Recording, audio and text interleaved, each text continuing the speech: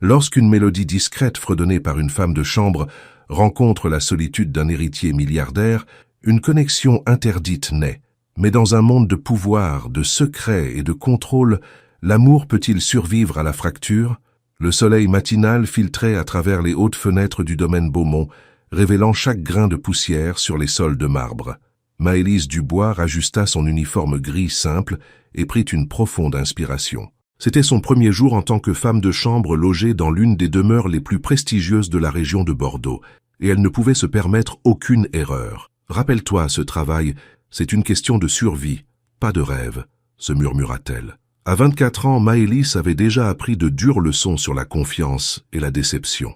6 mois plus tôt, Thomas, son petit ami depuis 3 ans, avait vidé leur compte d'épargne commun et disparu avec une autre femme. Il n'avait laissé à Maëlys que des loyers impayés et des promesses brisées. Maintenant, elle était ici, repartant de zéro, armée de sa seule dignité et de sa détermination. Madame Leclerc, la stricte gouvernante, conduisit Maëlys à travers le vaste manoir. « Monsieur Beaumont exige la perfection », dit-elle, sa voix aussi nette que son uniforme parfaitement repassé. L'aile était nettoyée les lundis et jeudis, l'aile ouest les mardis et vendredis. Les zones principales sont faites quotidiennement. Vous aurez le dimanche de congé, mais vous devrez rester sur la propriété. Maëlys hocha la tête, essayant de mémoriser l'agencement de l'énorme maison. Des parquets brillants, des lustres en cristal, des œuvres d'art inestimables. C'était comme nettoyer un musée. « Monsieur Beaumont a-t-il de la famille ici ?» demanda Maëlys. Madame Leclerc pinça les lèvres. « Monsieur Gabriel vit seul, bien que sa belle-mère rende souvent visite. Il valorise sa vie privée par-dessus tout.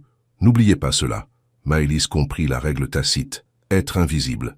3 étages plus haut, dans son bureau privé, Gabriel Beaumont fixait son écran d'ordinateur sans le voir. À 31 ans, il possédait plus d'argent qu'il n'aurait pu en dépenser en 3 vies entières. L'empire viticole de sa famille avait rendu les Beaumont célèbres dans toute la France et sa propre société technologique avait récemment été vendue pour des millions d'euros.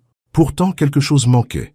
Son téléphone vibra avec un SMS de Chloé, la mannequin avec qui il avait dîné la semaine dernière. « Dîner ce soir ? Je porterai cette robe que tu as aimée. » Gabriel soupira et posa le téléphone de côté sans répondre. Chloé était belle et liée à toutes les bonnes familles. Elle était exactement le type de femme que sa belle-mère, Victoire, approuvait. Le type de femme qu'il fréquentait toujours. Alors pourquoi ne ressentait-il rien? On frappa à la porte, interrompant ses pensées. « Entrez », appela-t-il. Victoire Beaumont entra dans la pièce, élégante dans un tailleur de créateur couleur crème. À 55 ans, elle restait l'une des mondaines les plus redoutables de France, ayant épousé le père de Gabriel quand celui-ci n'avait que 12 ans. « Mon chéri, tu n'es pas encore habillé », dit-elle en fronçant les sourcils. Le déjeuner de bienfaisance des Duval commence dans 1 heure. Gabriel se frotta le front. « J'ai du travail, Victoire. »« Tu as toujours du travail, » dit-elle en lissant une ride invisible sur sa manche. « Mais les apparences comptent, Gabriel. Ton père l'avait compris. » La mention de son père, mort il y a 5 ans, piquait encore. William Beaumont avait bâti l'empire familial à partir de rien, et il attendait de son fils qu'il le maintienne et l'étende. « La nouvelle mademoiselle Morel sera là », ajouta Victoire avec un sourire entendu. Diplômée d'HEC Paris, sa famille possède la moitié des géants de la tech. Elle est plutôt jolie, de cette manière discrète que tu préfères. Gabriel se leva. « Très bien, je serai prêt dans 20 minutes. » Après le départ de Victoire, Gabriel se dirigea vers la fenêtre donnant sur le vignoble. Rangée après rangée de vignes parfaites s'étendaient vers les montagnes. Tout dans sa vie était de même ordonné et contrôlé et prévisible, exactement comme il se devait. Alors pourquoi se sentait-il si vide? Maëlys passa sa première semaine à apprendre les rythmes de l'immense maison. Elle se levait à 5 heures chaque matin, prenait son petit déjeuner dans la cuisine du personnel et travaillait sans relâche dans les zones qui lui étaient assignées. Les autres membres du personnel étaient polis mais distants. La plupart travaillaient pour les Beaumont depuis des années et restaient discrets. Elle voyait rarement Gabriel Beaumont. Il partait tôt la plupart des matins et revenait tard. Quand leurs chemins se croisaient, il hochait poliment la tête et continuait son chemin. Maëlys était soulagée. Elle avait entendu des histoires sur les hommes riches qui considérèrent le personnel féminin comme des proies faciles. Le vendredi soir, Maëlys terminait l'escalier principal lorsqu'elle entendit la porte d'entrée s'ouvrir. Elle garda la tête baissée tandis que Gabriel entrait avec une grande femme blonde glamour. « Le gros contrat à l'étranger est presque finalisé », disait Gabriel en passant. « La réunion du conseil d'administration la semaine prochaine devrait… » Parlons affaires, c'est ennuyeux, l'interrompit la femme en posant sa main sur la poitrine de Gabriel. Je n'ai pas mis cette robe pour discuter de fusion d'entreprise. Maëlys garda les yeux sur son travail, mais ne put s'empêcher de remarquer comment la femme se pressait contre Gabriel. Un autre couple parfait et riche pour le maître de maison. « Laissez-moi vous chercher un verre », dit Gabriel, sa voix polie mais distante. Alors qu'ils disparaissaient dans le couloir, Maëlys continua son travail. Elle n'était personne dans ce monde de richesse et de privilèges. Et c'était exactement comme elle le voulait. « Tu es distrait ce soir », dit Sophie Martin, sirotant son champagne alors qu'elle était allongée sur le canapé en cuir de Gabriel. Gabriel força un sourire. Juste le stress du travail.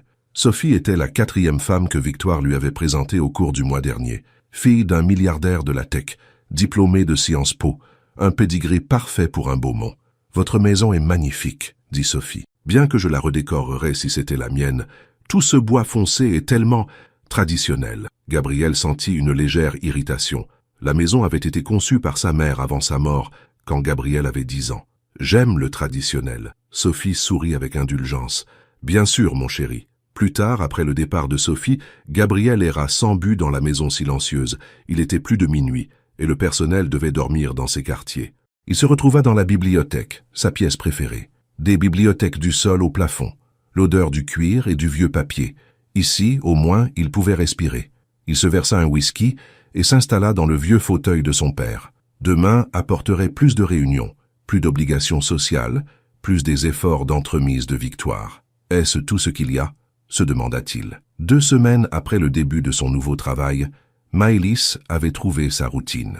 Elle travaillait dur, restait discrète et économisait chaque centime possible. Elle partageait un petit cottage sur la propriété avec Rose, la cuisinière, et se sentait reconnaissante d'avoir un toit au-dessus de sa tête. La nuit, elle faisait parfois des croquis dans un petit carnet qu'elle gardait caché sous son matelas. Avant que tout ne s'écroule, Maëlys étudiait l'art dans une école d'art locale. Maintenant, ses rêves semblaient aussi lointains que les étoiles visibles depuis sa fenêtre. Le jeudi soir, Maëlys fut chargée de nettoyer la bibliothèque. Elle aimait cette pièce par-dessus tout, avec son bois chaleureux et ses milliers de livres. En époussetant soigneusement les étagères, elle fut attirée par une collection de livres d'art. Un volume présentait l'œuvre de Georges Braque, connu pour ses collages, qui avaient été les préférés de sa grand-mère. Sans réfléchir, Maëlys ouvrit le livre, se perdant dans les images vibrantes. Sa grand-mère avait été la première à lui mettre un pinceau dans les mains quand elle n'avait que 7 ans. L'art est la façon dont nous disons au monde qui nous sommes quand les mots nous manquent, disait sa grand-mère. Maëlys ressentit un pincement de culpabilité pour les mois passés sans peindre. Mais la survie passait avant tout. Les rêves devraient attendre. Elle ferma le livre à contre-cœur et retourna à son nettoyage. Les sols en marbre devaient être lavés, et elle était en retard. Maëlys remplit son seau et commença le travail méthodique. La maison était silencieuse, et elle pensait être seule. Sans s'en rendre compte, elle se mit à fredonner doucement, une vieille mélodie populaire que sa grand-mère chantait elle-même en nettoyant les maisons. Pendant qu'elle travaillait, le fredonnement se transforma en un chant doux, sa voix riche emplissant l'espace vide. La mélodie familière apportait du réconfort, la connectant à sa grand-mère, à la maison. Elle était si perdue dans la musique qu'elle n'entendit pas la porte de la bibliothèque s'ouvrir derrière elle. Gabriel resta figé dans l'embrasure de la porte. Il était rentré plus tôt après avoir annulé un dîner avec une autre des femmes triées sur le volet par Victoire. Entendant de la musique, il avait suivi le son jusqu'à la bibliothèque. Maintenant, il la regardait, transpercée, tandis que Maëlys se déplaçait gracieusement sur le sol, sa voix chaleureuse et émouvante. Il y avait quelque chose de si authentique à ce moment. Pas de prétention, pas de performance, juste un sentiment pur. Maëlys se retourna et haleta, manquant de laisser tomber la serpillière en le voyant. « Monsieur Beaumont, je suis tellement désolé, je ne savais pas qu'il y avait quelqu'un. » Ses joues brûlèrent d'embarras. « S'il vous plaît, ne vous arrêtez pas à cause de moi, » dit rapidement Gabriel. « Vous avez une belle voix. » Maëlys baissa les yeux, mal à l'aise avec l'attention. « Je m'excuse pour le bruit, cela ne se reproduira pas. » Gabriel entra dans la pièce, soudainement réticent à laisser ce moment se terminer. Pendant des semaines, il avait à peine remarqué la nouvelle femme de chambre au-delà du fait qu'elle faisait bien son travail. Maintenant, la voyant troublée, il réalisa à quel point elle était frappante. Sa peau brune chaleureuse, ses yeux expressifs et ses boucles naturelles tirées en arrière de son visage. « Quelle était cette chanson ?» demanda-t-il. Maëlys hésita. Juste quelque chose que ma grand-mère fredonnait en nettoyant. C'est charmant, dit Gabriel, se surprenant lui-même par sa sincérité. Un silence gênant s'installa entre eux. Les mains de Maëlys se serrèrent sur le manche de la serpillière. « Je devrais finir ici, dit-elle finalement. « Bien sûr, répondit Gabriel, reculant à contre-cœur. Ne me laissez pas interrompre votre travail. Il se tourna pour partir, mais s'arrêta à la porte. Quel est votre nom? J'ai peur de ne pas m'être correctement présenté. Maëlys. Maëlys Dubois. Je suis Gabriel Beaumont, même si je suppose que vous le saviez déjà. Maëlys hocha la tête, ne le regardant toujours pas dans les yeux. Eh bien, bonne nuit alors, Maëlys Dubois, dit doucement Gabriel. Bonne nuit, monsieur Beaumont. Tandis que Gabriel s'éloignait, le son de sa voix persista dans son esprit. Pour la première fois depuis des mois, peut-être des années, il se sentait vraiment éveillé. Le lendemain matin, Maëlys était en train de polir la rampe de l'escalier principal lorsque Madame Leclerc l'approcha avec une expression sévère. « Monsieur Beaumont a demandé que vous nettoyiez la bibliothèque tous les soirs à partir de maintenant, » dit-elle, son ton indiquant clairement qu'elle trouvait cela inhabituel. « Apparemment, il a été impressionné par votre travail. » Maëlys sentit son estomac se nouer. Avait-elle dépassé les bornes la nuit dernière? S'intéressait-il à elle pour de mauvaises raisons? « Y a-t-il un problème, Maëlys » demanda Madame Leclerc. « Non, madame, » répondit rapidement Maëlys. « Aucun problème du tout. » Mais en continuant son travail, Maëlys ne put se défaire de son malaise. Elle avait désespérément besoin de ce travail. Elle ne pouvait pas se permettre de complications, surtout pas avec l'homme qui signait ses fiches de paie. Ce soir-là, Maëlys entra à contre-cœur dans la bibliothèque, déterminée à nettoyer rapidement et à partir. À son soulagement, la pièce était vide. Elle travailla efficacement, gardant ses fredonnements pour elle-même. Elle avait presque terminé lorsque la porte s'ouvrit et que Gabriel entra. « Bonsoir, Maëlys, » dit-il, sa voix décontractée comme si leur rencontre de la veille avait été tout à fait normale. « Monsieur Beaumont, » reconnut-elle d'un hochement de tête, continuant son travail. Gabriel se déplaça vers un bureau dans un coin et ouvrit son ordinateur portable. Mais Maëlys pouvait sentir ses yeux sur elle pendant qu'elle travaillait. Le silence s'étira inconfortablement entre eux. Finalement, Gabriel parla. « J'espère que cela ne vous dérange pas de travailler ici en ma présence. Je trouve la bibliothèque plus paisible que mon bureau. »« C'est votre maison, monsieur Beaumont, » répondit Maëlys avec prudence. « Vous pouvez travailler où vous voulez. » Gabriel observa ses mouvements méthodiques, la manière soigneuse dont elle manipulait chaque objet. « Depuis combien de temps travaillez-vous ici, Maëlys ?»« Presque 3 semaines. » Et avant cela, Maëlys fit une pause, incertaine de la raison de sa question. « Différents emplois, surtout serveuse. » Gabriel hocha la tête, semblant sincèrement intéressé. « Aimez-vous travailler ici ?» La question prit Maëlys au dépourvu. Aucun employeur ne lui avait jamais demandé si elle appréciait son travail auparavant. « Le salaire est bon, » répondit-elle honnêtement, « et les quartiers du personnel sont agréables. »« Ce n'est pas ce que j'ai demandé, » dit Gabriel avec un petit sourire. Maëlys rencontra ses yeux pour la première fois. « Est-ce important si j'aime ça? C'est un travail. » Gabriel parut surpris par sa franchise. La plupart des gens de son monde prenaient soin de ne jamais le défier. « Je suppose que vous avez raison, » concéda-t-il. « Malgré tout, j'espère que ce n'est pas entièrement désagréable. » Maëlys retourna à son nettoyage, incertaine de la façon de répondre. Cette conversation semblait dangereuse, franchissant des limites qui existaient pour de bonnes raisons. « Votre chanson d'hier soir, » dit Gabriel après un moment. « Vous avez mentionné votre grand-mère ?»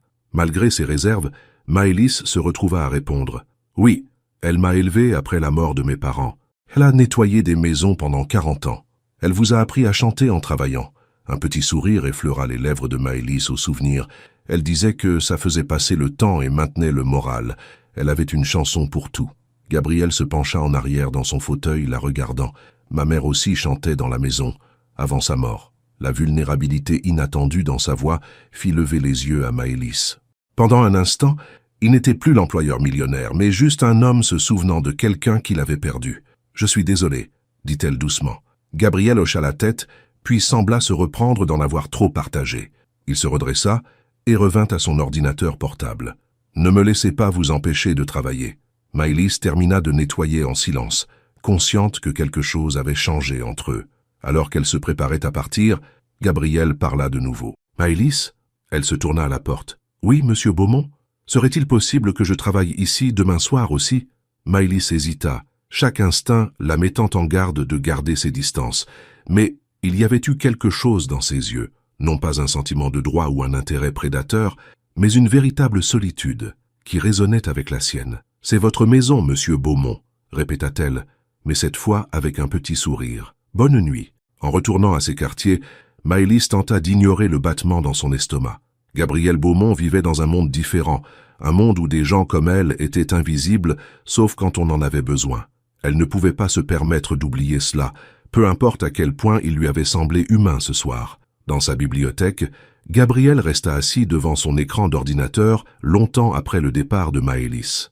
Les mannequins mondaines et héritières que Victoire lui présentait n'avaient jamais fait naître en lui ce qu'il avait ressenti ce soir, simplement en parlant à une femme de chambre des chansons de sa grand-mère. Pour la première fois depuis des années, Gabrielle Beaumont était intriguée par une femme, et pour la première fois de sa vie, c'était quelqu'un que sa famille n'approuverait jamais. Ni l'un ni l'autre ne le réalisait encore, mais tout était sur le point de changer. Au cours des 2 semaines suivantes, une routine s'installa. Chaque soir, Maëlys nettoyait la bibliothèque tandis que Gabrielle travaillait à son bureau. Leurs conversations commencèrent modestement. Des commentaires sur le temps ou un livre que Maëlys époussetait, mais devinrent progressivement plus personnels. « Avez-vous toujours voulu travailler dans le milieu du vin ?» demanda Maëlys un soir, alors qu'elle polissait le globe ancien près de son bureau. Gabrielle leva les yeux de son ordinateur portable, surpris. Le personnel lui posait rarement des questions personnelles. « En fait, non, admit-il. Je voulais être architecte, mais mon père avait d'autres projets. » Maëlys hocha la tête, comprenant trop bien les obligations familiales. « Ma grand-mère voulait que je sois médecin. Elle pensait que c'était l'avenir le plus sûr. Que vouliez-vous être ?» demanda Gabrielle. Maëlys hésita, puis répondit honnêtement. « Une artiste. J'étudiais l'art avant. » Elle s'interrompit, ne voulant pas partager son humiliation. « Avant ?» l'encouragea doucement Gabrielle. Maëlys se concentra sur son nettoyage. « La vie est arrivée. Il fallait payer les factures. » Gabrielle la regarda, sentant qu'il y avait plus à l'histoire, mais respectant son intimité. Ces conversations du soir étaient devenues le point culminant de ses journées. Avec Maëlys, il n'avait pas à faire semblant d'être l'héritier Beaumont parfait. Il pouvait juste être Gabrielle. « Peignez-vous toujours ?» demanda-t-il. « Plus maintenant, » dit Maëlys, sa voix trahissant une pointe de perte. « Pas le temps, pas de matériel. » Gabrielle hocha la tête, prenant une note mentale. Victoire Beaumont arriva sans préavis l'après-midi suivant, entrant avec sa clé. Elle était en train d'examiner les plans du gala annuel de bienfaisance du domaine Beaumont, l'événement social de la saison dans la région de Bordeaux. « Le préfet a confirmé hier, » dit-elle à Gabrielle pendant le déjeuner sur la terrasse. « Et la mademoiselle Duval, Elisabeth, sera présente. Elle a posé des questions sur toi. » Gabrielle sirota son eau, désintéressée. « C'est gentil. » Victoire plissa les yeux. « Qu'est-ce qui ne va pas avec toi ces derniers temps ? Tu as annulé 3 dîners le mois dernier. Les gens commencent à parler. »« Qu'ils parlent » dit Gabrielle avec un haussement d'épaule. Victoire posa sa fourchette. « Ton père a bâti la réputation de cette famille pendant des décennies. Le nom Beaumont signifie quelque chose en France. Tu as des responsabilités. À quoi ? Épouser quelqu'un de la bonne famille ? Vivre toute ma vie pour les apparences ? Ne sois pas dramatique, dit sèchement Victoire. Tu sais comment fonctionne ce monde. Les bonnes connexions maintiennent notre position. » Gabrielle fut épargnée d'avoir à répondre lorsque Maëlys apparut à la porte de la terrasse. « Excusez-moi, monsieur Beaumont. Le fleuriste est au téléphone au sujet des arrangements pour la réunion du conseil d'administration la semaine prochaine. » Victoire se retourna, remarquant Maëlys pour la première fois. Ses yeux balayèrent la jeune femme de manière critique, observant son uniforme simple, sa beauté naturelle, la manière digne dont elle se tenait. « Merci, Maëlys, » dit Gabrielle, sa voix s'adoucissant notablement. « Dites-leur que ce qu'ils ont fait la dernière fois était très bien. » Maëlys hocha la tête et se retira, consciente du regard calculateur de Victoire. Après le départ de Maëlys, Victoire étudia attentivement son beau-fils. « Maëlys, tu tutoies le personnel de nettoyage maintenant ? » « Elle est ici depuis presque un mois, » répondit Gabrielle avec désinvolture. « dit Victoire, ses yeux se rétrécissant. « Peut-être devrions-nous faire venir quelqu'un avec plus d'expérience. » Madame Leclerc a mentionné que celle-ci est encore en train d'apprendre les routines. Gabrielle sentit un éclair de protection. Maëlys fait un excellent travail. Il n'y a pas besoin de changement. Victoire ne dit rien de plus, mais son expression montrait clairement qu'elle avait noté sa réaction et qu'elle la trouvait préoccupante. Ce soir-là, Maëlys arriva à la bibliothèque et la trouva vide. Au lieu de la lampe de bureau habituelle, la pièce était éclairée par des dizaines de bougies. Sur la table centrale se trouvait un paquet emballé. Confuse, elle s'approcha prudemment. Une carte sur le dessus disait simplement « Pour Maëlys ». Elle l'ouvrit, et y trouva un ensemble complet de fournitures d'art professionnel, peinture, pinceaux, toiles, tout ce dont elle pourrait avoir besoin. La qualité était évidente. C'était du matériel cher, haut de gamme. « Vous les aimez ?» Maëlys se retourna et trouva Gabriel dans l'embrasure de la porte, observant sa réaction. « Monsieur Beaumont, je ne peux pas accepter ça, » dit-elle immédiatement, bien que ses doigts s'attardent avec envie sur un pinceau en martre. « Pourquoi pas ?» demanda Gabriel, s'approchant. « Parce que... » Maëlys eut du mal à articuler ce qui semblait évident. « Ce n'est pas approprié, je travaille pour vous. »« Ce n'est que du matériel d'art, Maëlys, » dit doucement Gabriel. « Pas des diamants ou des voitures. Considérez cela comme un remerciement pour votre excellent travail. » Maëlys secoua la tête. « Les gens comprendraient la mal. »« Quels gens? C'est juste entre nous. » Mais c'était exactement le problème. La connexion grandissante entre eux semblait dangereuse. Quelque chose à cacher.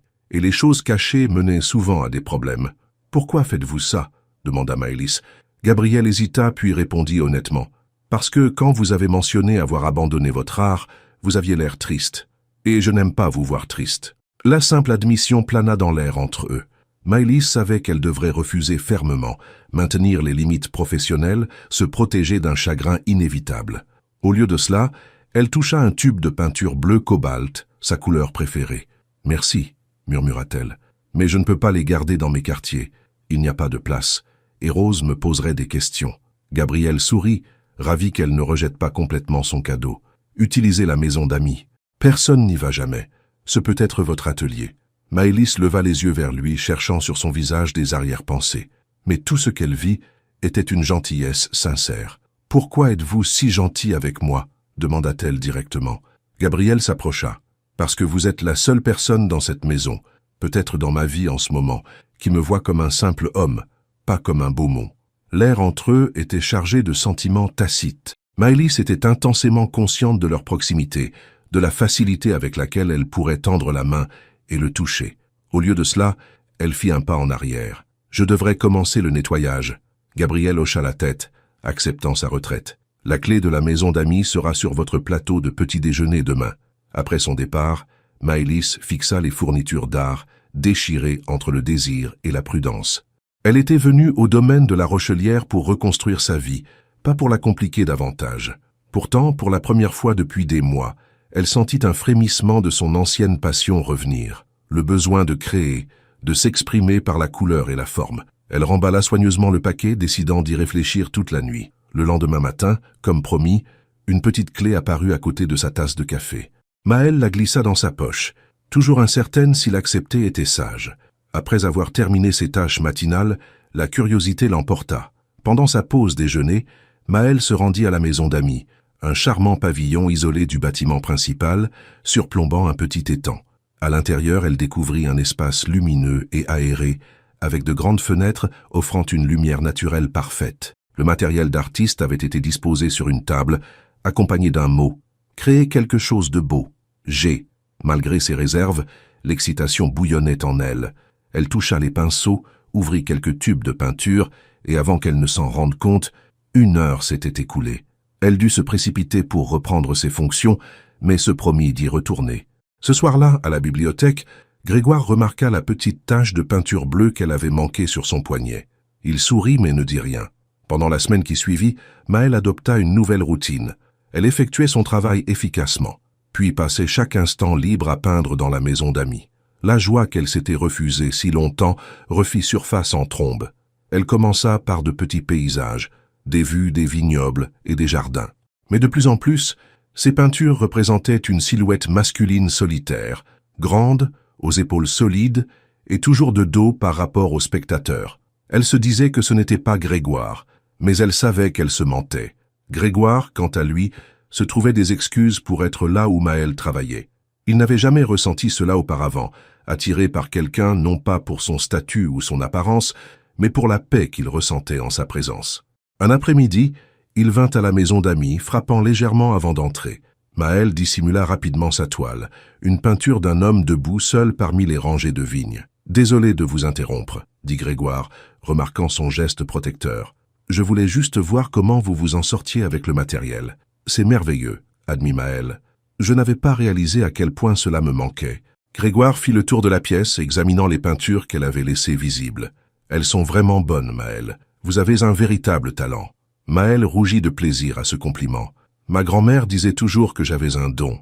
Elle économisait pour m'acheter du matériel d'artiste, même quand l'argent était rare. Elle semble avoir été une femme incroyable. Elle l'était, dit Maëlle doucement.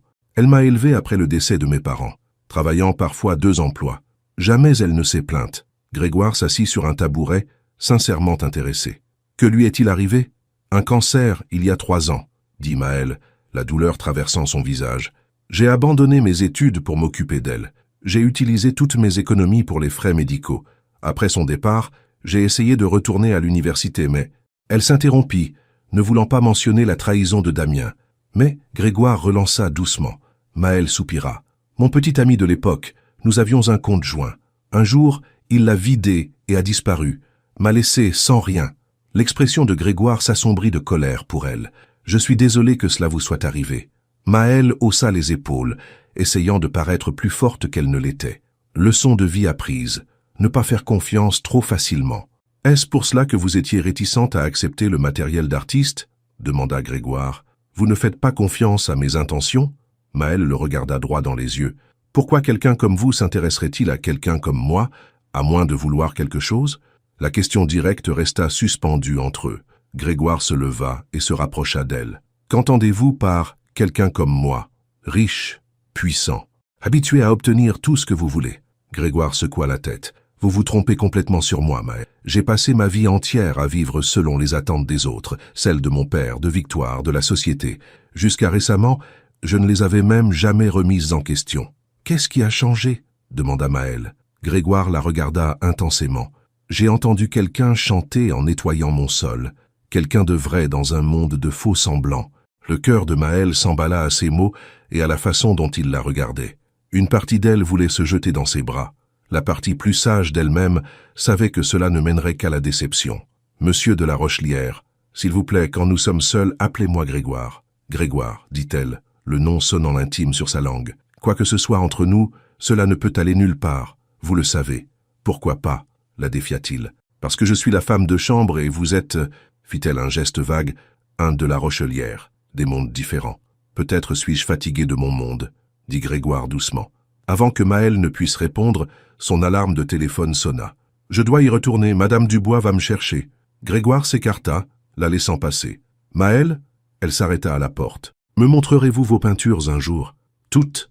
Maëlle pensa à la toile qu'elle avait couverte, l'homme dans le vignoble avec les larges épaules et la posture de Grégoire. Peut-être un jour, dit-elle, et elle se hâta de retourner au bâtiment principal. Victoire de la Rochelière se faisait un point d'honneur de gérer l'image de la famille de la Rochelière. Pendant 13 ans, elle avait guidé la trajectoire sociale de la famille, d'abord en tant qu'épouse de Guillaume, puis en tant que belle-mère et conseillère de Grégoire après le décès de Guillaume. Alors, lorsqu'elle remarqua l'intérêt inhabituel de Grégoire pour la nouvelle femme de chambre, elle sut qu'elle devait intervenir. « Madame Dubois », dit Victoire agréablement, alors qu'elle interpella la gouvernante dans la buanderie. « Comment se débrouille la nouvelle fille? Maëlle, n'est-ce pas ?» Madame Dubois hocha la tête. « Elle travaille dur, très fiable. »« C'est bon à entendre, » dit Victoire. « J'ai remarqué qu'elle passe beaucoup de temps à la bibliothèque quand Grégoire y travaille. » Madame Dubois se sentit mal à l'aise. Monsieur de la Rochelière l'a spécifiquement demandé pour cette pièce. « Ah, vraiment ?» Le sourire de Victoire resta figé, mais ses yeux se durcirent. Et a-t-elle noué des liens particuliers avec le personnel? Des visiteurs? Non, madame, elle reste plutôt discrète. Je vois. Et quel est son parcours? Où a-t-elle travaillé avant de venir ici? Madame Dubois parut confuse par la question. Je crois qu'elle était serveuse, madame. Et avant cela, elle était à l'université. Des études d'art, je crois. Les yeux de Victoire se plissèrent. Des études d'art. Quelle aubaine. Merci, madame Dubois. C'est tout. Après le départ de la gouvernante, Victoire sortit son téléphone et passa un appel. « Roger, Victoire de la Rochelière, j'ai besoin d'une enquête complète sur quelqu'un.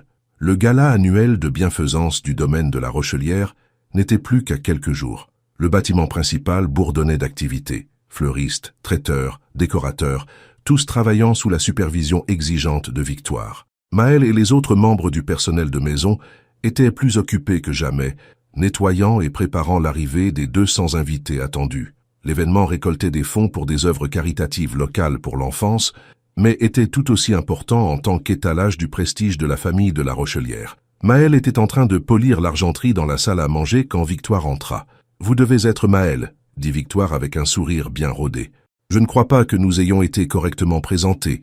Je suis Victoire de La Rochelière, la belle-mère de Grégoire. » Maël se redressa, essuyant ses mains sur son tablier. « Enchanté de vous rencontrer, Madame de La Rochelière. » Victoire fit le tour de la table, inspectant les pièces de service polies. « Grégoire parlant bien de votre travail. »« C'est gentil de sa part, » répondit Maël prudemment. « Oui, il peut être très gentil, » dit Victoire, son ton changeant, « surtout avec les jolies jeunes femmes. » Maël garda son expression neutre, bien que son estomac se nouât d'inquiétude.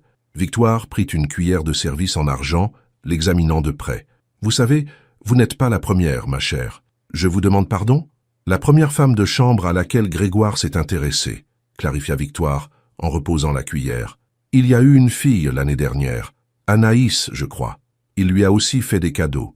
L'a fait se sentir spéciale. » Les mains de Maël tremblèrent légèrement tandis qu'elle continuait de polir. « Je ne sais pas de quoi vous parlez. » Victoire rit doucement. « Bien sûr que si. Le matériel d'artiste, la maison d'amis, pensiez-vous que c'était un secret dans une maison pleine de personnel ?» Maël ne dit rien, la honte l'envahissant. Présentée ainsi, cela semblait vulgaire, comme si elle n'était qu'une autre conquête. « Qu'est-il arrivé à Anaïs ?» se retrouva-t-elle à demander. Victoire sourit. Grégoire s'est lassé, comme toujours, et j'ai dû la renvoyer. Ce fut gênant pour tout le monde. Maël se sentit mal. Avait-elle complètement mal interprété les intentions de Grégoire? « J'essaie juste de vous épargner la même déception, ma chère, » continua Victoire, sa voix dégoulinante de fausse sollicitude. « Grégoire a été élevé dans certains cercles. Il sort avec certains types de femmes. Lorsque la nouveauté de flirter avec le personnel s'estompe, il retourne à son monde. Et il ne vous restera que des commérages et l'humiliation. » Maël redressa les épaules, refusant de montrer à quel point les mots de Victoire l'avaient profondément blessé. « Merci de votre sollicitude, Madame de La Rochelière. Avez-vous besoin d'autre chose ?» Les yeux de Victoire se durcirent face au calme de Maël. « Oui, en fait, nous manquons de personnel pour le gala. Vous servirez du champagne aux invités. Assurez-vous que votre uniforme est impeccable. » Après le départ de Victoire, Maël resta immobile, luttant pour retenir ses larmes. Le pire, c'était que l'avertissement de Victoire avait un sens parfait. À quoi avait-elle pensé, en croyant que quelqu'un comme Grégoire pouvait réellement se soucier de quelqu'un comme elle? Elle n'était qu'une diversion, une pose exotique des femmes du monde raffiné qu'il fréquentait habituellement. Et elle avait été assez insensée pour baisser sa garde. Grégoire remarqua immédiatement le changement chez Maël. Ce soir-là, à la bibliothèque, elle garda ses distances, répondant à ses questions par des réponses polies, mais brèves. « Tout va bien ?» finit-il par demander. « Très bien, monsieur de La Rochelière, » répondit-elle formellement. Grégoire fronça les sourcils à l'utilisation de son nom de famille. « Quelque chose s'est-il passé aujourd'hui ?» Maël hésita, puis décida que la franchise était la meilleure solution. « Votre belle-mère m'a parlé. » L'expression de Grégoire s'assombrit. « Qu'est-ce que Victoire a dit ?»« Rien qui ne soit pas vrai, » répondit Maël, se concentrant sur l'étagère qu'elle dépoussiérait. « Elle m'a juste rappelé ma place ici. »« Votre place ?» répéta Grégoire, la voix tendue de colère. « En tant que femme de chambre, monsieur de La Rochelière. Rien de plus. » Grégoire se leva et marcha vers elle, lui prenant doucement le plumeau des mains. « Maël, regardez-moi. » À contre-cœur, elle rencontra ses yeux. « Quoi que Victoire vous ait dit sur moi, sur mes intentions, ce n'est pas vrai. Elle a mentionné Anaïs, » dit Maël doucement. Grégoire parut confus. « Anaïs, la femme de chambre de l'année dernière, celle à qui vous avez fait des cadeaux, fait se sentir spéciale, puis jetée. » La compréhension apparut sur le visage de Grégoire, suivie de la colère. « Il n'y a pas eu d'Anaïs, Maël. Victoire a inventé ça. Pourquoi mentirait-elle ?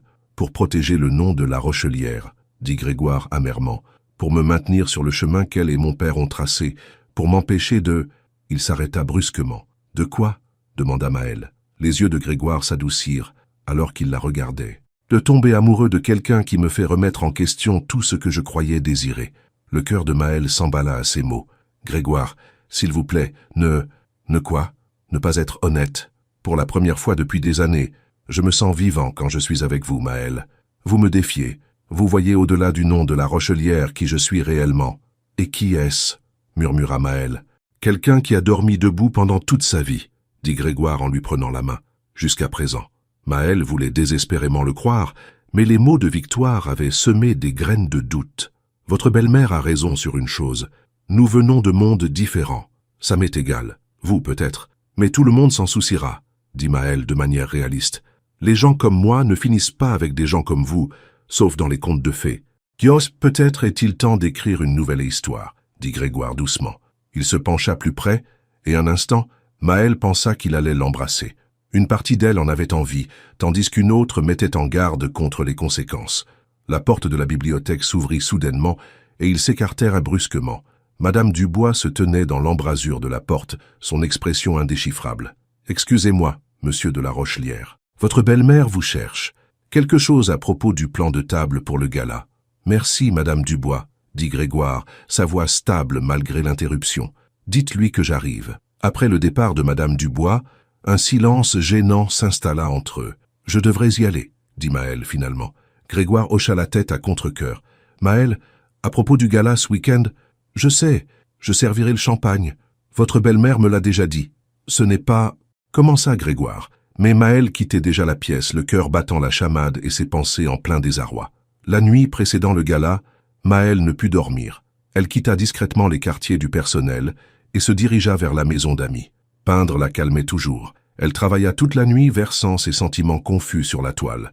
Au lever du jour sur le vignoble, Maël recula de son œuvre. La peinture montrait un homme et une femme se tenant de part et d'autre d'un grand escalier. Lui en haut, en tenue de soirée, elle en bas, dans une robe simple. Entre eux s'étendait une distance infranchissable. Pourtant leurs mains se tendaient l'une vers l'autre à travers cette séparation. Maël étudia la peinture, sachant qu'elle avait capturé la vérité de sa situation avec Grégoire. Quoi qu'ils disent sur le fait de ne pas se soucier de leurs différences, le monde les placerait toujours sur des escaliers séparés.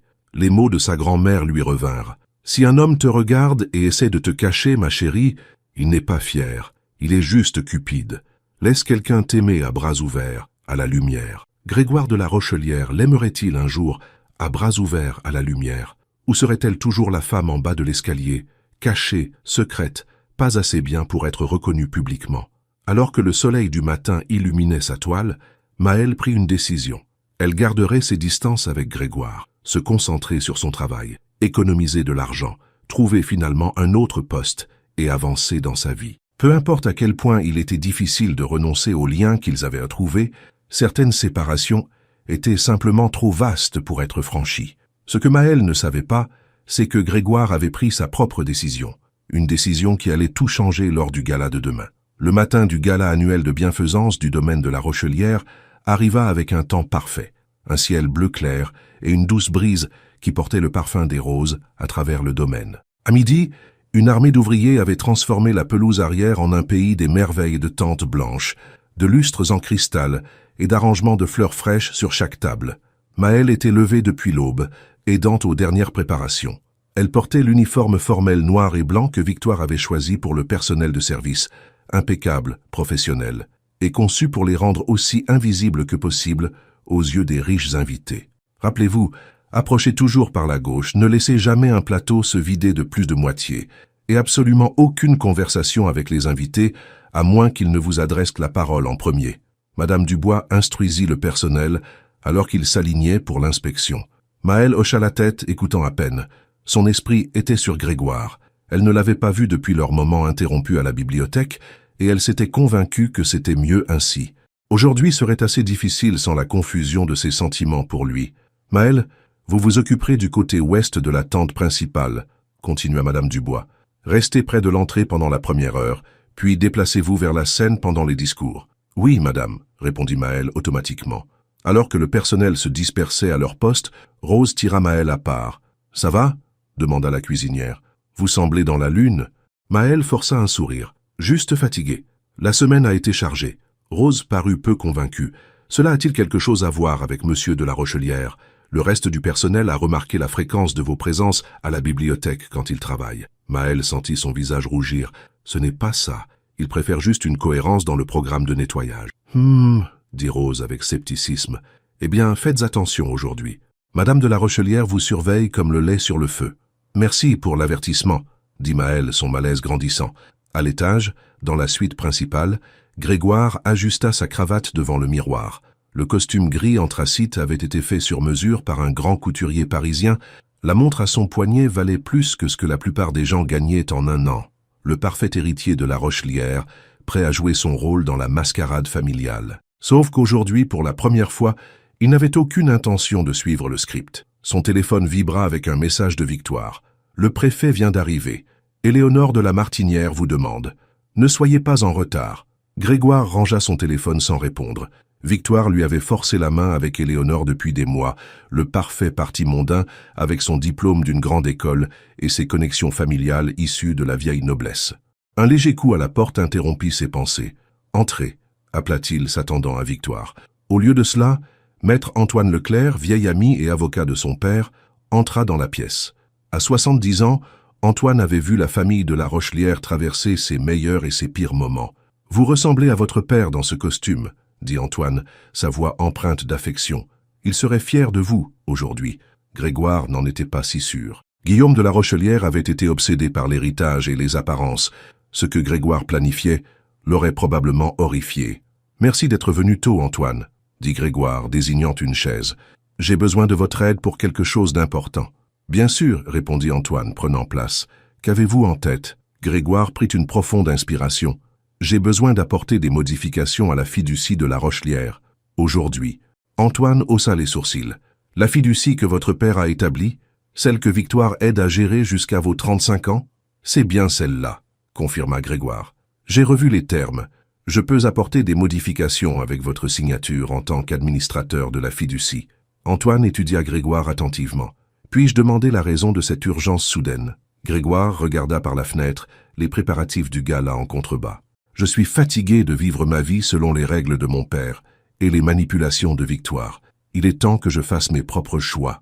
Cela a-t-il quelque chose à voir avec la jeune femme dont Victoire a parlé, la nouvelle femme de chambre ?» Grégoire se retourna brusquement. « Qu'est-ce qu'elle vous a dit ?» Antoine haussa les épaules. « Seulement que vous sembliez inhabituellement intéressé par quelqu'un du personnel. Elle craignait que cela ne mène à des complications. » Grégoire rit sans humour.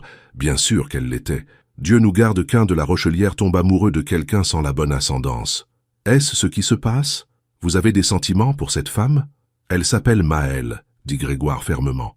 Et oui, elle est gentille, talentueuse et vraie d'une manière que personne dans mes cercles habituels ne l'est. Antoine hocha la tête pensivement. Votre mère l'aurait aimée alors. Le commentaire surprit Grégoire. Sa mère, Élisabeth, était décédée quand il avait 10 ans, mais il se souvenait encore de sa chaleur et de son manque de prétention, des qualités que son père avait souvent trouvées frustrantes chez sa première épouse. « Vous pensez » demanda Grégoire doucement. « Élisabeth ne s'est jamais souciée du statut », confirma Antoine. « Elle a épousé votre père quand il construisait encore son entreprise, vous vous souvenez? Sa famille pensait qu'il épousait une femme de condition inférieure. » Grégoire ne connaissait pas cette partie de l'histoire de ses parents. Après la mort de sa mère, son père parlait rarement d'elle. « Victoire a menti à Maëlle, » dit Grégoire, sa mâchoire se crispant, essayant de la convaincre que je ne la vois que comme un amusement temporaire. Antoine soupira. Victoire a toujours été très protectrice du nom de la Rochelière, parfois par excès. C'est plus que ça, insista Grégoire. Elle est manipulatrice. Et j'en ai assez de la laisser contrôler ma vie.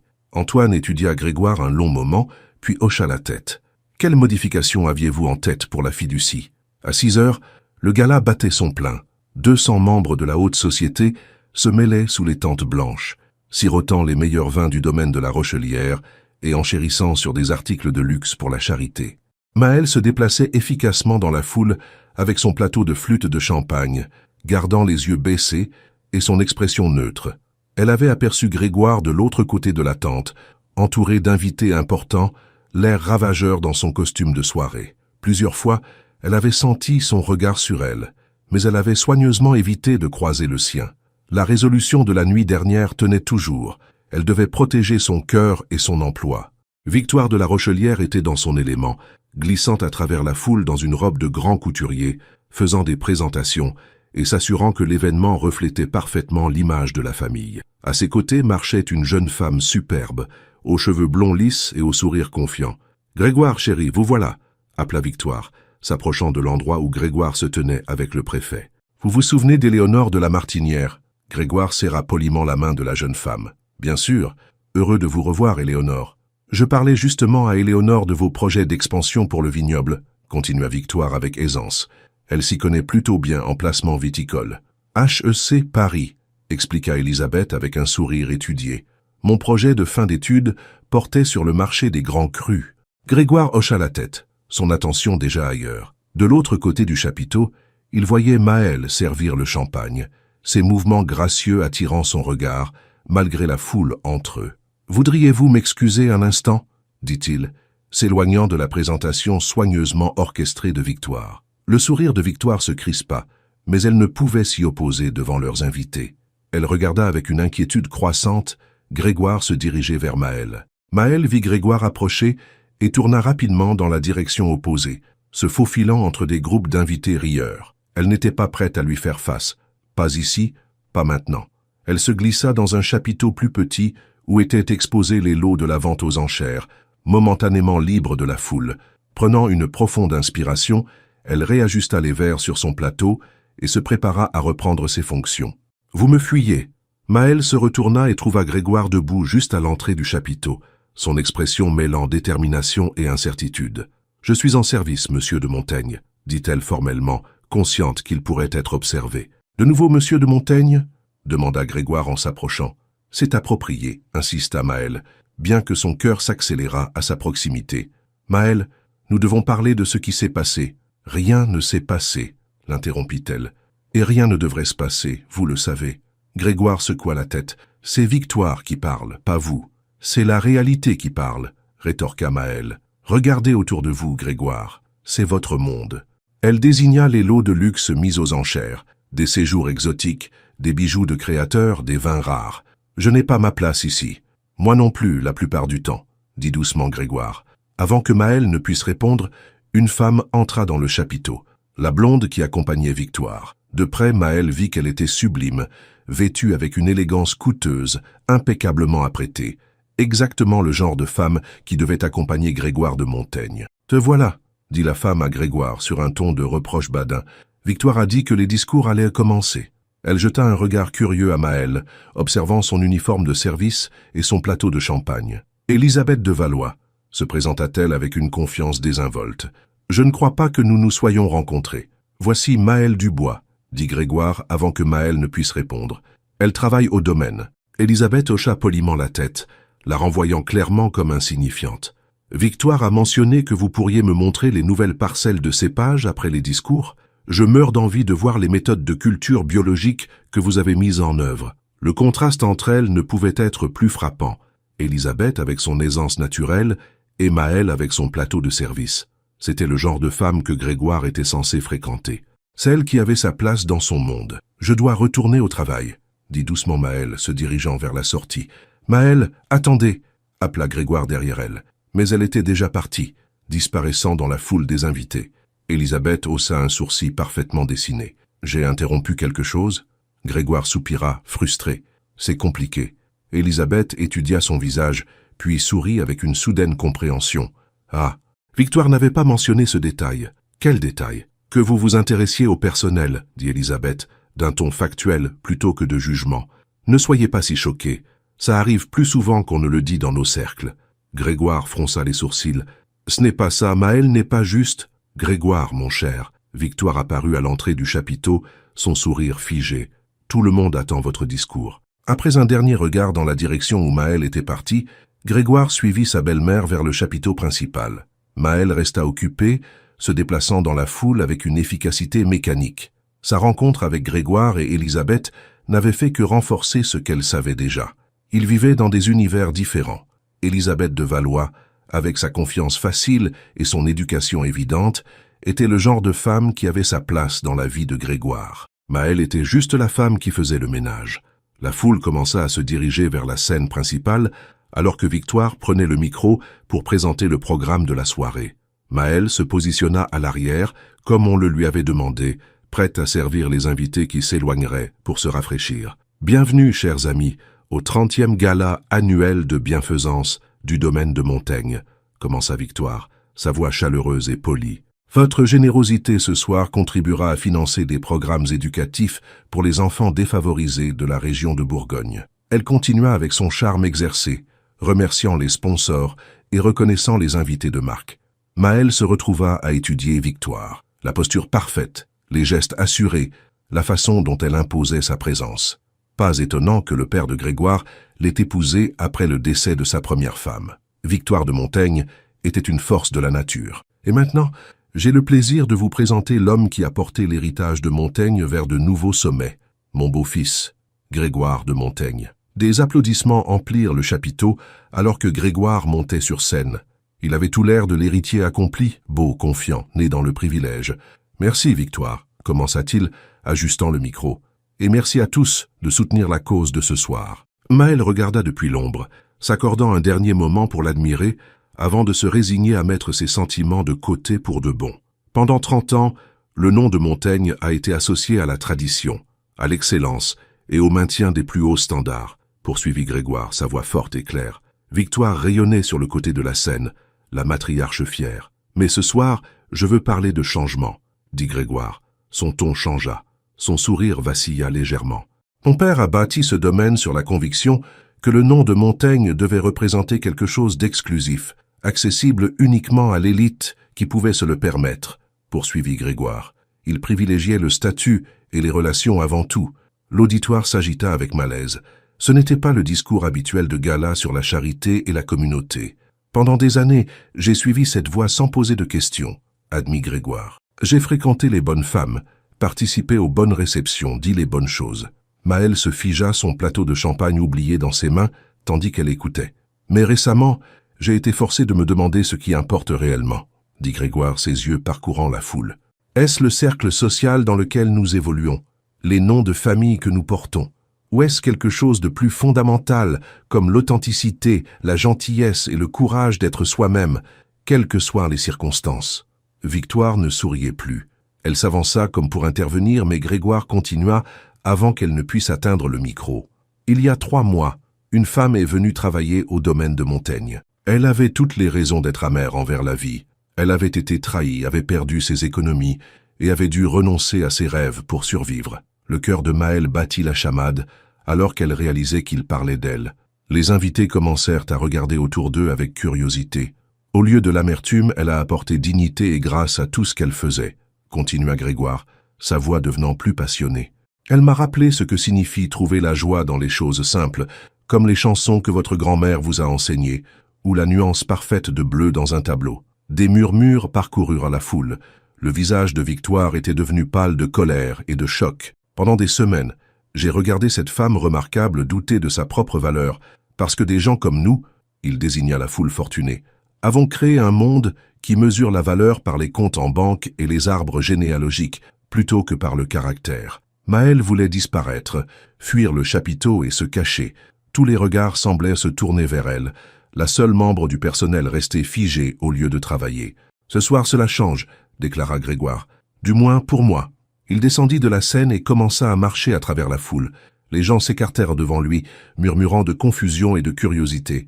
Maël, figé sur place, incapable de bouger, attendit que Grégoire l'atteigne. Ses mains tremblaient, les verres à champagne tintèrent doucement sur son plateau. « Grégoire, qu'est-ce que tu fais ?» siffla Victoire, se hâtant derrière lui. Grégoire l'ignora, les yeux fixés sur Maël alors qu'il l'atteignait. « Maël Dubois est la personne la plus authentique que j'ai jamais rencontrée, » dit-il, assez fort pour que ceux qui étaient proches l'entendent. « Et j'en ai assez de faire semblant de ne pas tomber amoureux d'elle. » Des halètements et des murmures éclatèrent autour d'eux. Maël se sentit prise de vertige par l'incrédulité. « Grégoire, s'il vous plaît, » murmura-t-elle, « ne faites pas ça. »« Pourquoi pas ?» demanda-t-il doucement. « Parce que vous le regretterez demain, quand tous ces gens vous jugeront pour ça. »« Je me moque de ce qu'ils pensent, » dit Grégoire, prenant délicatement le plateau de ses mains tremblantes et le posant sur une table voisine. « Seul ce que vous pensez compte pour moi. » Victoire se fraya un chemin à travers la foule, son visage un masque de fureur contenue. « Grégoire, tu fais une scène. Pense à ce que tu fais au nom de Montaigne. »« Je l'honore, » répondit Grégoire sans la regarder, en étant honnête pour une fois. Il prit la main de Maël, ignorant les expressions choquées des invités autour d'eux. « Maël, je sais que c'est soudain, public et probablement terrifiant, mais j'ai besoin que vous sachiez que je vous vois, non pas comme la femme de ménage, non pas comme quelqu'un en dessous de moi, mais comme la femme extraordinaire que vous êtes. » Maël était consciente d'être sous le regard de centaines de personnes, donateurs fortunés, associés commerciaux, amis de la haute société, tous la regardant avec des degrés divers de choc et de fascination. Une femme m'a dit un jour, continua Grégoire, sa voix s'adoucissant alors qu'il ne s'adressait qu'à elle, si un homme vous voit et essaie de vous cacher, il n'est pas fier, il est juste avide. Les yeux de Maëlle s'écarquillèrent, les mots de ma grand-mère. Comment avez-vous... Vous l'avez mentionné une fois, dit Grégoire avec un petit sourire. Ça m'est resté, et elle avait raison. Si je tiens vraiment à vous, je devrais être fier de le montrer, non seulement dans des moments intimes dans la bibliothèque ou la maison d'amis, mais ici devant tous ceux qui comptent dans mon monde. Des larmes montèrent aux yeux de Maëlle. Aucun homme ne l'avait jamais défendue de cette manière, se mettant en danger, défiant tout son cercle social. Grégoire, c'est absolument inapproprié, claqua Victoire en saisissant son bras. Vous vous couvrez de ridicule, vous et cette famille. Grégoire retira sa main avec douceur, mais fermeté. Non, Victoire, pendant des années, tu as contrôlé cette famille avec ton obsession du statut et des apparences. Cela se termine ce soir. Il se tourna de nouveau vers Maëlle, qui restait paralysée par des émotions contradictoires. Peur, espoir, incrédulité. Enfin, dites quelque chose, s'il vous plaît, implora doucement Grégoire. Je ne sais pas quoi dire, admit Maëlle, sa voix à peine un murmure. Ce matin, j'étais juste la femme de ménage. Et maintenant, vous êtes exactement qui vous avez toujours été, dit Grégoire. La femme qui m'a rappelé ce qui compte dans la vie. Une voix sèche coupa le moment. Comme c'est touchant. Élisabeth de Valois s'avança, verre de champagne à la main, son expression amusée plutôt qu'offensée. Victoire m'a dit que tu étais non conventionnel, Grégoire, mais elle n'en a pas dit assez. Élisabeth regarda Maëlle de haut en bas, puis haussa les épaules avec élégance. Bien que je doive dire que c'est bien plus intéressant que de discuter de la culture biologique des raisins. Élisabeth, je m'excuse pour... commença Grégoire. Oh, épargne-moi ça, interrompit Élisabeth d'un geste de la main. La moitié des hommes dans ce chapiteau ont eu des liaisons avec leur femme de ménage ou leur nounou à un moment donné. La différence, c'est que tu es prêt à le reconnaître publiquement. Sa cruauté désinvolte frappa Maëlle comme une gifle. Est-ce ce que tout le monde pensait? Qu'elle n'était que l'amourette de Grégoire, la femme de ménage avec qui il couchait? Ce n'est pas ça, dit fermement Grégoire, sa prise sur la main de Maëlle se resserrant. N'est-ce pas? Intervint Victoire. Qu'est-ce que tu crois que c'est, Grégoire? Un conte de fées? Tu crois vraiment que cette fille s'intéresse à toi, et non à ton argent? Maëlle retira sa main de celle de Grégoire, ses joues brûlant d'humiliation.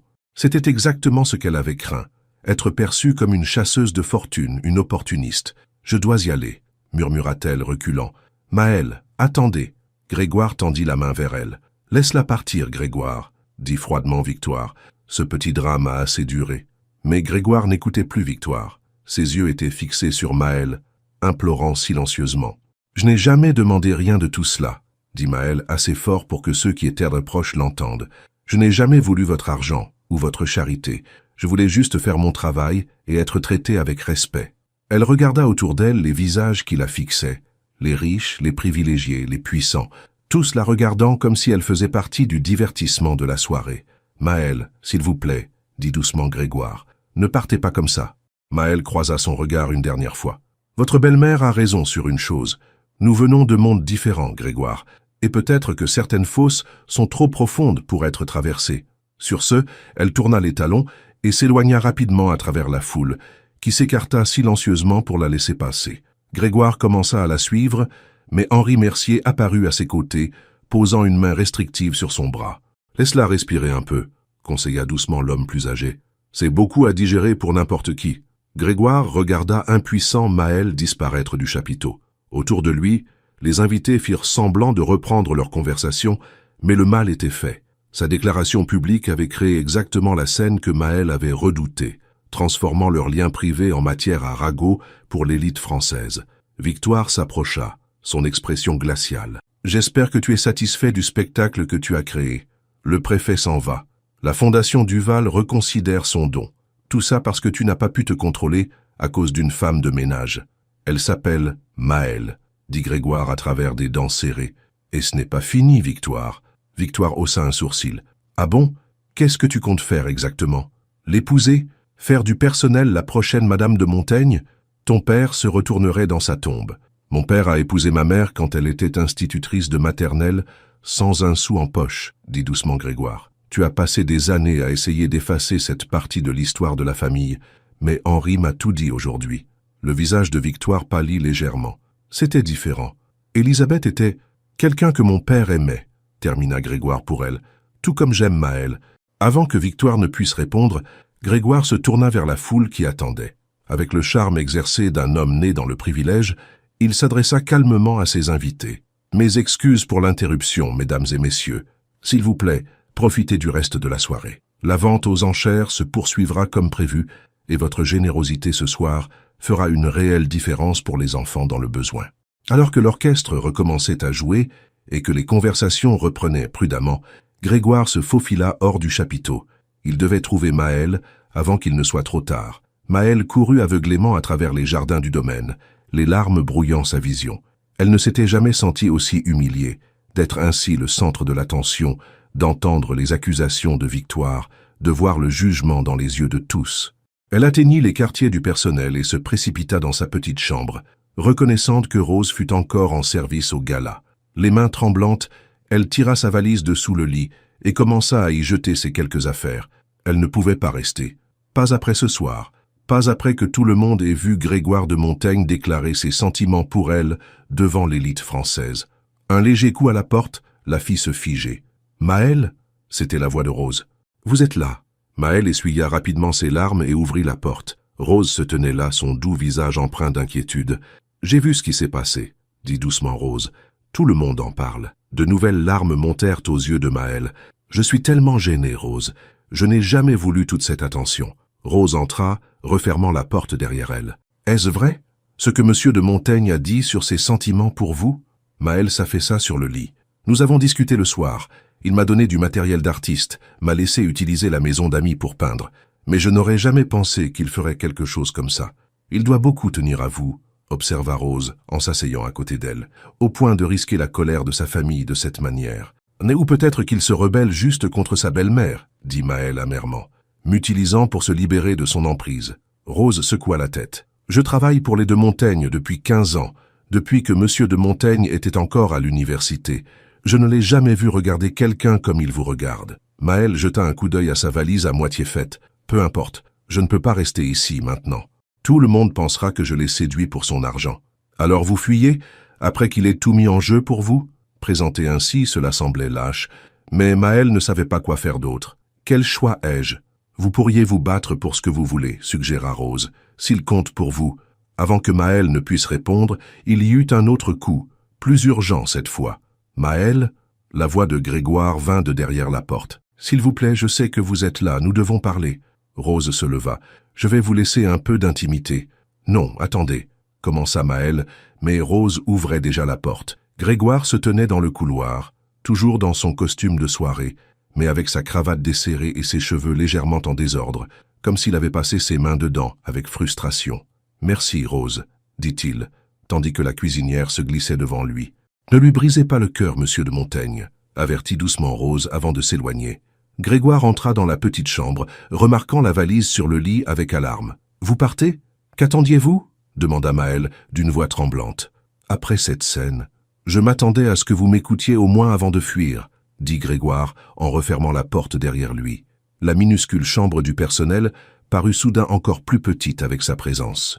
C'était la première fois que Grégoire entrait dans son espace personnel, et le contraste entre son costume coûteux et son humble environnement n'aurait pu être plus frappant. « Vous m'avez humilié devant tout le monde, » dit Maëlle, la colère brisant enfin son choc. « Avez-vous la moindre idée de ce que les gens pensent en ce moment, de ce qu'ils disent de moi ?»« Je me moque de ce qu'ils pensent, » insista Grégoire. « Eh bien, moi, oui, » rétorqua Maëlle. « Je dois vivre dans ce monde, Grégoire. Je dois travailler pour gagner ma vie.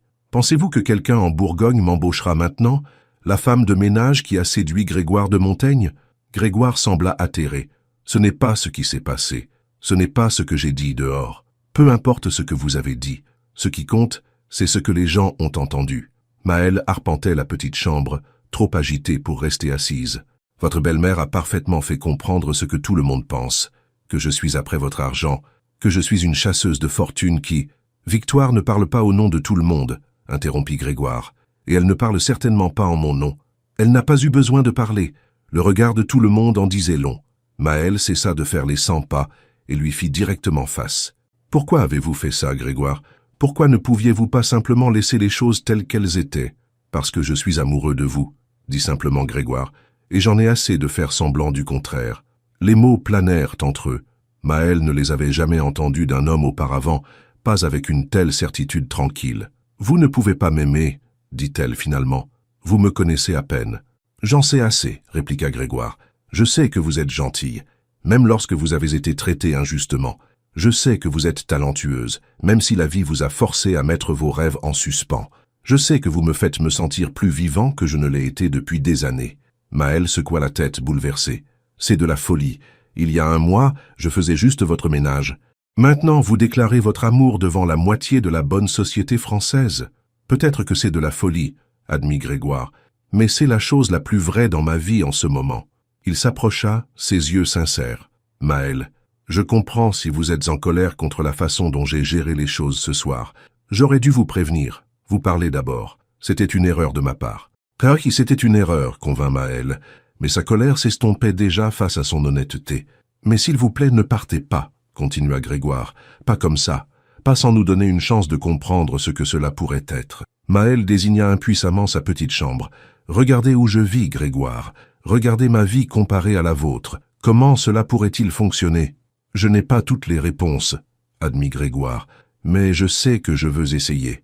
Et je pense que, si vous êtes honnête avec vous-même, vous le voulez aussi. » Maël se sentit déchirée entre l'autoprotection et l'attirance irrésistible qu'elle ressentait pour cet homme qui avait bouleversé son monde pour elle. « Qu'en est-il de votre belle-mère, de votre entreprise familiale, de toutes ces personnes de la haute société qui s'attendent à ce que vous épousiez quelqu'un comme Élisabeth de Valois ?» L'expression de Grégoire se durcit. « Victoire ne me contrôle plus. Quant aux affaires, elles survivront. Et la société ?» Il haussa les épaules. « Ils jaseront pendant une semaine, puis passeront au prochain scandale. » Il lui prit la main avec douceur. « La question n'est pas ce qu'ils veulent, Maël, c'est ce que tu veux. » Maël sonda ses yeux, cherchant le moindre signe de doute ou d'insincérité. Elle n'en trouva aucun. « J'ai peur, » avoua-t-elle doucement. « Non pas de victoire ou des commérages, mais de l'importance que tout cela a pour moi. De l'importance que tu as. » Le visage de Grégoire s'adoucit. « J'ai peur aussi. Je n'ai jamais ressenti cela auparavant. »« Que se passe-t-il demain ?» demanda Maël. « Quand le gala sera terminé et que la vraie vie reprendra son cours, demain, » dit Grégoire, soulevant sa main jusqu'à ses lèvres, « nous commencerons à écrire notre propre histoire, ensemble. » Pour la première fois depuis le chaos du gala, Maël sentit un sourire étirer ses lèvres. « Tu rends cela si simple. »« Ça ne le sera pas, » admit Grégoire, « mais je pense que ça en vaudra la peine. » Il se pencha lentement, lui laissant le temps de se dérober si elle le souhaitait. Au lieu de cela, Maël se hissa sur la pointe des pieds et le rejoignit à mi-chemin. Leur premier baiser fut doux, hésitant, une question et une réponse à la fois. Quand ils se séparèrent, Maël se sentit le souffle coupé, comme si quelque chose de fondamental avait basculé dans son monde. « Reste, » murmura Grégoire. « S'il te plaît. » Maël regarda sa valise à moitié pleine, puis l'homme qui avait bouleversé sa vie pour elle. Le souvenir des paroles de sa grand-mère résonna dans son esprit. « Qu'on t'aime sans réserve, au grand jour. » Grégoire de Beauregard avait fait exactement cela ce soir. Publiquement, fièrement, peu importèrent les conséquences. « D'accord, » dit-elle doucement, « je resterai. » Le sourire de Grégoire fut comme un lever de soleil sur son visage. Il la serra dans ses bras, la tenant comme si elle était la chose la plus précieuse au monde. Dehors, le gala continuait. Victoire s'occuperait de la gestion de crise, les invités bavardaient, le personnel chuchotait. Demain apporterait de nouveaux défis. Plus de désapprobation, plus d'obstacles, plus de preuves de la différence entre leurs mondes. Mais pour cette nuit, dans cette petite pièce, rien de tout cela n'importait. Pour cette nuit, ils n'étaient qu'un homme et une femme au début de quelque chose de réel. Et pour la première fois depuis des années, Maël s'autorisa à espérer. Le lendemain matin du gala se leva clair et lumineux, mais l'atmosphère à l'intérieur du domaine de Beauregard était tout sauf radieuse. Les membres du personnel chuchotaient dans les coins, se taisant rapidement dès que Maël apparaissait. Le grand événement avait été démonté pendant la nuit, mais les rumeurs qu'il avait engendrées ne faisaient que commencer à se propager. Maël était assise nerveusement à la petite table de ses appartements, les mains serrées autour d'une tasse de café. Elle avait à peine dormi, son esprit revoyant sans cesse la déclaration publique de Grégoire et leur conversation d'après. Elle avait accepté de rester, de donner une chance à leur relation, mais sous la lumière crue du matin, les doutes s'insinuèrent de nouveau. Un coup à sa porte la fit sursauter. Rose entra, portant un journal. « Vous voudrez peut-être voir ceci » dit-elle, le posant sur la table. L'estomac de Maël se serra en voyant le titre l'héritier de Beauregard déclare sa flamme à une employée de maison lors du gala de charité. En dessous, il y avait une photo de Grégoire sur scène et une plus petite de Maëlle dans son uniforme de service, clairement prise à son insu. « Comment ont-ils eu ma photo ?» demanda Maëlle horrifiée. Rose secoua la tête. « Quelqu'un a dû prévenir la presse. Ils ont appelé toute la matinée. » Maëlle se sentit mal. « Qu'est-ce que je suis censé faire maintenant ? Je ne peux même pas quitter ma chambre sans que tout le monde me regarde. » Monsieur de Beauregard a convoqué une réunion du personnel pour 9 heures, l'informa Rose. Tout le monde est tenu d'y assister. Maëlle jeta un coup d'œil à l'horloge. Dans 30 minutes. A-t-il dit pourquoi? Non, mais Madame de Beauregard est arrivée il y a 1 heure. Elle n'a pas l'air contente. Après le départ de Rose, Maëlle s'habilla soigneusement dans son uniforme habituel, incertaine de ce que la journée apporterait. Une partie d'elle voulait toujours faire ses valises et disparaître, éviter le drame et l'humiliation. Mais elle avait promis à Grégoire de rester. À 9 heures précises, Maëlle se glissa à l'arrière de la salle du personnel, où les employés de maison s'étaient rassemblés. Madame Dubois se tenait devant, son expression encore plus sévère que d'habitude. À ses côtés se trouvait Victoire de Beauregard, élégante dans un tailleur impeccable malgré l'heure matinale, son visage un masque de colère contenue. Grégoire entra en dernier, l'air fatigué mais déterminé. Ses yeux trouvèrent Maëlle immédiatement, et il lui adressa un petit sourire rassurant avant de s'adresser au personnel assemblé. « Bonjour à tous. Merci d'être venus, » commença-t-il formellement. « Je sais qu'il y a eu des développements inhabituels depuis le gala d'hier soir. » Quelques membres du personnel échangèrent des regards, tandis que d'autres fixèrent le sol. « Je veux être clair sur quelques points, » poursuivit Grégoire. « Premièrement, la position de mademoiselle Leclerc ici a été entièrement méritée par ses propres capacités. Toute suggestion contraire est fausse et ne sera pas tolérée. » Les lèvres de Victoire se pincèrent en une ligne mince, mais elle resta silencieuse. « Deuxièmement, » continua Grégoire, « ma relation personnelle avec mademoiselle Leclerc est exactement cela, personnelle. Elle ne devrait avoir aucune incidence sur les opérations quotidiennes de cette maison. » Il regarda directement Madame Dubois. « J'attends de chaque membre du personnel qu'il maintienne la courtoisie professionnelle et le respect envers mademoiselle Leclerc, tout comme il le ferait envers n'importe quel collègue. » Madame Dubois hocha la tête raidement. « Bien sûr, monsieur de Beauregard. »« Enfin, » dit Grégoire, sa voix s'adoucissant légèrement, « je comprends que cette situation puisse être inconfortable pour certains d'entre vous. Si quelqu'un souhaite chercher un emploi ailleurs en raison de ces circonstances, je fournirai d'excellentes références et 3 mois d'indemnité de départ. » Des murmures parcoururent le personnel. Des conditions aussi généreuses étaient du jamais vu. « C'est tout, » conclut Grégoire. « Merci de votre temps et de votre discrétion. » Alors que le personnel commençait à se disperser, Grégoire se dirigea vers Maëlle, ignorant la tentative de Victoire de l'intercepter. « Pourrais-je vous parler en privé ?» demanda-t-il à Maëlle. Elle hocha la tête, consciente de tous les yeux dans la pièce qui les observaient. Grégoire la conduisit à son bureau et referma la porte derrière eux.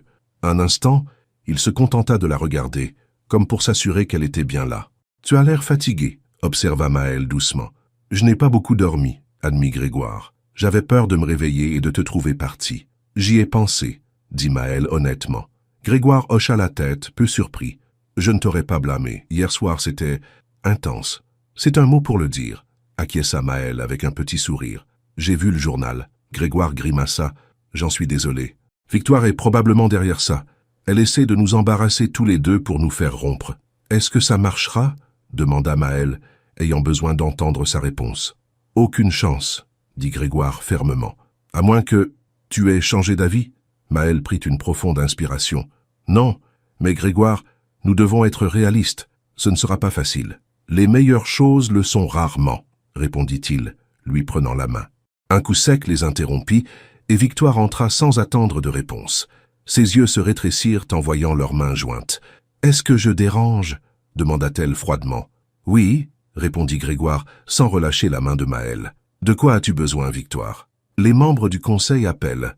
Le comité de bienfaisance est en émoi, et les plus vieux amis de ton père sont préoccupés par ton état mental, » dit Victoire. « Tout ça à cause de ta petite performance d'hier soir. » Maëlle tenta de retirer sa main, mais Grégoire la retint fermement. « J'apprécie ta préoccupation, » dit Grégoire d'un ton égal, « mais ma vie personnelle ne te regarde plus. » Victoire rit sans humour. « Ta vie personnelle me regarde quand elle affecte le nom de Beauregard et tout ce que ton père a construit. » Elle tourna son regard vers Maëlle. « T'a-t-il parlé des dispositions testamentaires? Comment son père a posé des conditions à son héritage ?» Maëlle regarda Grégoire, interrogative. « Ce n'est pas pertinent, dit Grégoire. « Oh, je crois que si, rétorqua Victoire.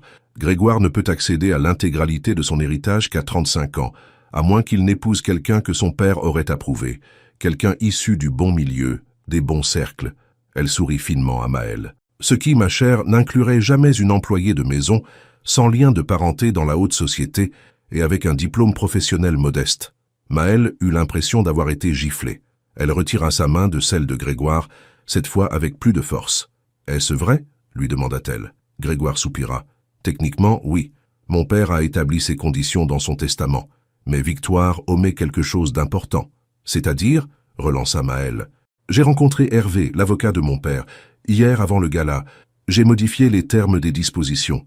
Victoire n'a plus son mot à dire dans les entreprises de Beauregard et la clause matrimoniale a été supprimée. » Le visage de Victoire se couvrit de colère. « Tu n'avais aucun droit. »« J'avais tous les droits, » interrompit Grégoire. Hervé l'a confirmé. Le testament a toujours été conçu pour me donner l'autorité finale. Tu m'as juste convaincu pendant des années que je ne pouvais pas remettre en question les dernières volontés de mon père. Il se tourna de nouveau vers Maëlle. L'argent ne m'importe pas. Ce qui compte, c'est que tu saches que je ne choisis pas entre toi et mon héritage. J'ai réglé ça pour que ça ne pèse pas sur nous. Maëlle se sentit submergée. Elle n'avait jamais été la cause de tant de conflits, de changements de vie aussi dramatiques. Je crois que j'ai besoin de temps pour digérer tout ça, dit-elle doucement. Grégoire hocha la tête, respectant son besoin d'espace. Prends tout le temps qu'il te faut. Je ne pars pas. Victoire les regarda l'un après l'autre, ses plans d'utiliser les dispositions comme un levier échouant clairement. Ce n'est pas fini, Grégoire. Tu fais une terrible erreur. La seule erreur a été de te laisser contrôler ma vie si longtemps, répondit Grégoire calmement. Ça s'arrête maintenant. Après que Victoire fut sortie en trombe, Maëlle s'assit lourdement sur une chaise. Elle me déteste vraiment. Elle déteste perdre le contrôle, corrigea Grégoire. Ce n'est pas personnel. Du moins, pas entièrement. Victoire a passé des années à se positionner comme la matriarche de la famille de Beauregard. Tu représentes une menace pour cette position. Parce que je ne suis pas de ton monde, dit Maëlle. Grégoire s'agenouilla devant sa chaise. Parce que tu m'as aidé à voir au-delà de ce monde, et elle le sait. Il prit ses mains dans les siennes. Maëlle, j'étais sincère. Prends le temps qu'il te faut. Tout cela est arrivé si vite. Maëlle hocha la tête avec gratitude. Que se passe-t-il maintenant? Avec mon travail, je veux dire. Ce que tu veux, dit Grégoire. Tu peux continuer à travailler ici si cela te convient. Ou pas. C'est ton choix. La liberté de ce choix, de rester ou de partir, de travailler ou non, était quelque chose que Maëlle n'avait jamais connu auparavant. Toute sa vie d'adulte avait été dictée par la nécessité financière. J'ai besoin d'y réfléchir, dit-elle finalement. Grégoire hocha la tête et se leva. Je comprends. J'ai des réunions à Paris aujourd'hui, mais je serai de retour ce soir. Voudrais-tu dîner avec moi, juste nous deux? Malgré sa confusion,